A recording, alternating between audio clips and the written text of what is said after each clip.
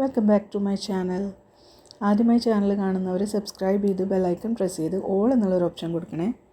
ഇന്നത്തെ റെസിപ്പി മുരിങ്ങയിലയും കടലപ്പരിപ്പും വെച്ചിട്ടുള്ള ഒരു റെസിപ്പിയാണ്.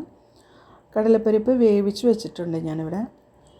മുരിങ്ങയില വൃത്തിയാക്കി കഴുകി വെള്ളം വാർന്നു പോകാൻ വേണ്ടി വെച്ചിരിക്കുകയാണ്. ഞാനിപ്പോൾ എടുത്തിരിക്കുന്നത് എൻ്റെ കയ്യിൽ പിടിക്കാൻ പറ്റുന്ന 2 പിടി മുരിങ്ങയിലയാണ്. പിന്നെ നമുക്ക് വേണ്ടത് കുറച്ച് ചുവന്നുള്ളി, വെളുത്തുള്ളി ചതച്ചതും, പാകം ചെയ്യാൻ ആവശ്യത്തിന് മാത്രമുള്ള എണ്ണയും. അത് ഞാൻ എപ്പോഴും പ്രത്യേകം പറയുന്നത് എന്തുകൊണ്ടാണെങ്കിൽ നമ്മുടെ ഓയിൽ യൂസ് കുറയ്ക്കാൻ വേണ്ടി നമ്മൾ ശ്രദ്ധിക്കണം. എത്രത്തോളം ഓയിൽ കുറയ്ക്കുന്നോ അത്രത്തോളം നമ്മുടെ ആരോഗ്യത്തിന് നല്ലതാണ്. വെളുത്തുള്ളിയും ചുവന്നുള്ളിയും ഒന്ന് ഗോൾഡൻ ബ്രൗൺ കളറാകുന്നത് വരെ നമുക്കൊന്ന് വഴറ്റി കൊടുക്കാം. നമ്മൾ അതിന് ശേഷം നമുക്ക് അടുത്തൊരു ഇൻഗ്രീഡിയൻ്റ് എന്ന് പറയുന്നത് എരിവിന് വേണ്ടിയിട്ടുള്ള മുളക് പൊടിയാണ്. അപ്പോൾ ക്രഷ്ഡ് ചില്ലി ഉള്ളവർ അത് ഇടുന്നതാണ് ഏറ്റവും നല്ലത്. എൻ്റെ കയ്യിൽ ഇല്ലാത്തത് കൊണ്ട് മാത്രമാണ് ഞാൻ മുളക് പൊടി യൂസ് ചെയ്യുന്നത്. അപ്പോൾ നമ്മുടെ ഉള്ളി നന്നായി ഗോൾഡൻ ബ്രൗൺ കളറായി വന്നിട്ടുണ്ട്. നമുക്ക് ആവശ്യത്തിനുള്ള മുളക് പൊടി ഇട്ട് കൊടുക്കാം. ഞാനിപ്പോൾ ഇവിടെ ഒരു 3/4 ടീസ്പൂണോളം ഇട്ട് കൊടുത്തിട്ടുണ്ട്. നമ്മൾ എടുക്കുന്ന കടലപ്പരിപ്പിൻ്റെയും മുരിങ്ങയിലയുടെയും ക്വാണ്ടിറ്റിക്ക് അനുസരിച്ച് നമ്മുടെ എരിവിനനുസരിച്ചുള്ള മുളക് പൊടി നമുക്ക് യൂസ് ചെയ്യാം.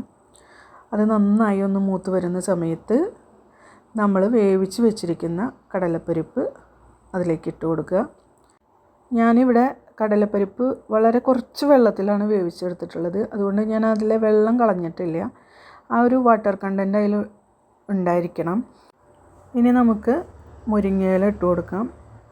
മുരിങ്ങയില ഇട്ടതിന് ശേഷം രണ്ടും കൂടെ നന്നായി യോജിപ്പിച്ച് ആവശ്യത്തിനുള്ള ഉപ്പും ഇട്ട് കൊടുക്കാം.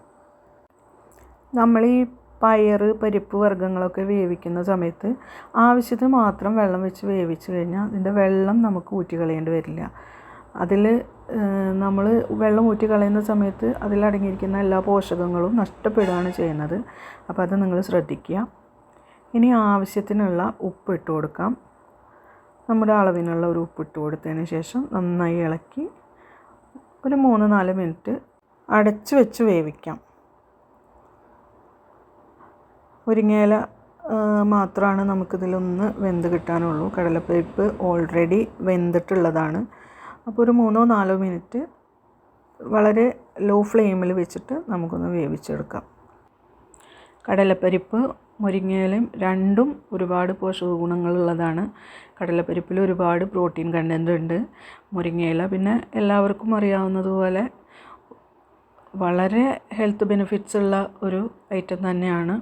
അപ്പോൾ രണ്ടും കൂടി ചേരുമ്പോൾ നമ്മൾ വെയിറ്റ് ലോസ് ഒക്കെ നോക്കുന്നവർക്ക് ഒരുപാട് ഉപകാരപ്പെടുന്ന ഒരു റെസിപ്പിയാണ്. നമ്മൾ സാധാരണ സാമ്പാറൊക്കെ വെക്കുന്ന പരിപ്പ് വെച്ച് മുരിങ്ങയില ഇട്ട് ഒരു കറി പോലെ വെക്കാറുണ്ട്. പക്ഷേ അതുപോലെയുള്ളൊരു ടേസ്റ്റ് അല്ല കടലപ്പരിപ്പ് വെച്ചിട്ട് നമ്മൾ ഈ ഒരു റെസിപ്പി ചെയ്യുന്ന സമയത്ത്. കടലപ്പരിപ്പ് ഒരു 90% നമ്മൾ വേവിച്ചെടുക്കുന്നത്.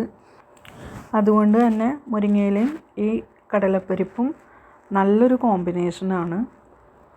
അപ്പോൾ നിങ്ങൾ എല്ലാവരും വീട്ടിൽ ട്രൈ ചെയ്ത് നോക്കുക. ഇപ്പോൾ നമ്മുടെ വിഭവം ഓൾമോസ്റ്റ് റെഡി ആയിട്ടുണ്ട്. ഇനി നമുക്കതൊരു സെർവിങ് ഡിഷിലേക്ക് മാറ്റാം.